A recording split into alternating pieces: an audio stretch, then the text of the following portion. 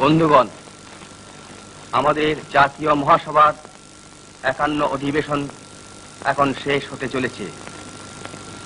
আমার পক্ষে এটা বড়ই আনন্দের বিষয় যে এবারকার কার্যাবলী এমন নির্বিঘ্নে সুসম্পন্ন হয়েছে।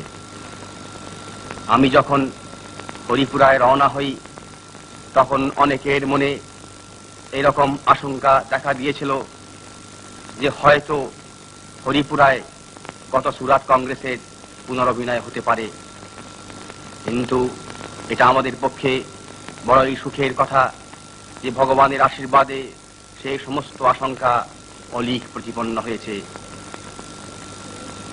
বন্ধুগণ, আর একটা কথা ভেবে আমার মনে আজ আনন্দ দেখা দিচ্ছে।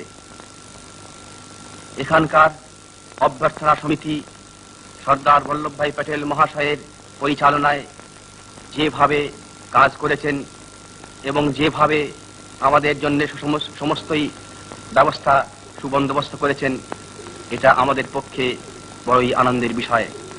তাই তাদের নিকট আমি আমাদের অন্তরের কৃতজ্ঞতা জানাতে চাই।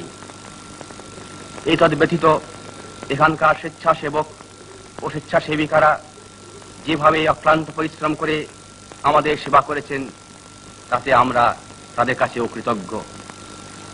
সর্বোপরি এটা আমাদের পক্ষে পরম আনন্দের এবং গৌরবের বিষয় যে মহাত্মা গান্ধী এখানে সশরীরে উপস্থিত থেকে তার আশীর্বাদ ও প্রেরণা আমাদের দিয়েছেন।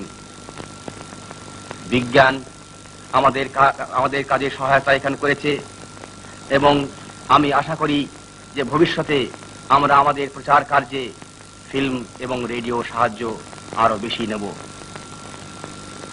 সর্বশেষে আমি আপনাদের কাছে আমার অন্তরে নিবেদন জানাতে চাই। সে নিবেদন হচ্ছে এই যে আমাদের জাতির ব্রত এখন উদযাপন হয়নি, আমরা এখনো পরাধীন।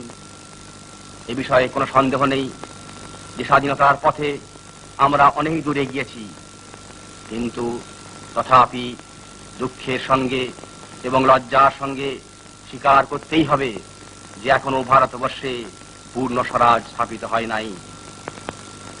আগামী কয়েক মাস এবং কয়েক বছরের ঘটনার উপরেতে আমাদের জাতির ভবিষ্যৎ অনেকটা নির্ভর করবে।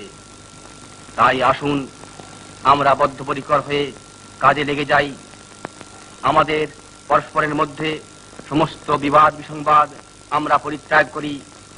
আমরা সকলে এক প্রাণ হয়ে দেশের সেবায় আত্মনিয়োগ করি এবং স্বাধীনতা লাভের জন্য অগ্রণী হয়ে আমরা সামনেই চলি। বন্ধুগণ, আমরা সকলে দাস হয়ে জন্মেছি। আসুন আমরা সংকল্প করি যে আমরা মরবার পূর্বে স্বাধীন হব। বন্দে মাতরম।